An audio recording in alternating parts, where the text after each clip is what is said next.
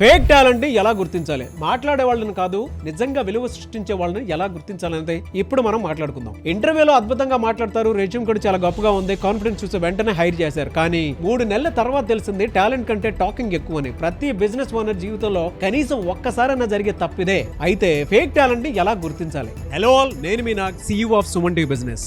మొదట ఒక విషయం గుర్తుపెట్టుకోండి, కాన్ఫిడెన్స్ అంటే కాంపిటెన్స్ కాదు, ఇంగ్లీష్ ఫ్లూయెన్సీ అంటే క్యాపబిలిటీ కాదు, ప్రజెంటేషన్ అంటే పర్ఫార్మెన్స్ కాదు. కొంతమంది తమ సక్సెస్ గురించి గంటల తరబడి మాట్లాడతారు, కానీ ఈ రిజల్ట్ ఎలా తీసుకొచ్చారని అడిగితే స్పష్టమైన సమాధానం ఉండదు. అక్కడి నుంచే నిజమైన టాలెంట్ బయటపడుతుంది. ఫేక్ టాలెంట్ ని గుర్తించే 5 సంకేతాలు. అందులో మొదటిది, వాళ్ళు రిజల్ట్స్ కంటే టైటిల్స్ గురించి ఎక్కువ మాట్లాడతారు. నేను మేనేజర్ని, నేను టీమ్ లీడ్ ని అని చెప్తారు, కానీ మీ వల్ల ఏం మార్పు వచ్చింది అని అడిగితే చెప్పలేరు.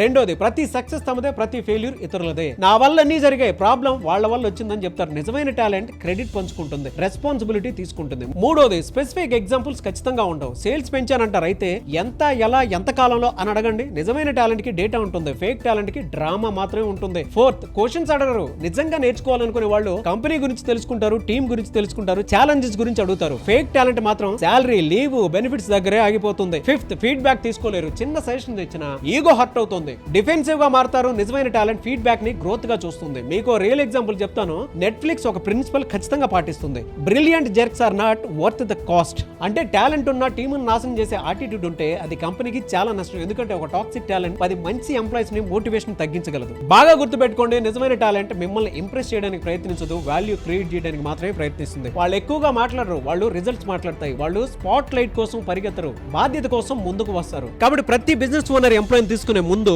ఇప్పుడే ఒక యాక్షన్ స్టెప్ తీసుకోండి. తదుపరి ఇంటర్వ్యూలో ఈ 3 ప్రశ్నలు అడగండి. నీ వల్ల వచ్చిన కొలవగలిగే రిజల్ట్ ఏది, నీ పెద్ద ఫెయిల్యూర్ ఏది, దాని నుంచి నువ్వేం నేర్చుకున్నావు, నీ టీమ్ మెంబర్స్ నేను ఎలా డిస్క్రైబ్ చేస్తారు అనేటువంటి ఈ 3 ప్రశ్నలు ఫేక్ కాన్ఫిడెన్స్ ని పక్కకు తొలగించి రియల్ క్యారెక్టర్ ని బయటికి తీసుకొని వస్తాయి. అందుకే మళ్ళీ ఇంకోసారి గుర్తుపెట్టుకోండి, అందంగా మాట్లాడే వాళ్ళు అందరూ గొప్ప పర్ఫార్మర్స్ కారు. నిశ్శబ్దంగా పనిచేసే వాళ్ళు చాలా సార్లు అద్భుతమైన పర్ఫార్మర్స్ అవుతారు. టాలెంట్ ని చూడండి, కానీ వాళ్ళ క్యారెక్టర్ ని మర్చిపోవద్దు. కాన్ఫిడెన్స్ ని వినండి, కానీ రిజల్ట్స్ ని పరిశీలించండి. ఎందుకంటే ఫేక్ టాలెంట్ ఇంటర్వ్యూని గెలవచ్చు, కానీ రియల్ టాలెంట్ మాత్రమే కంపెనీ భవిష్యత్తును నిర్మించగలదు.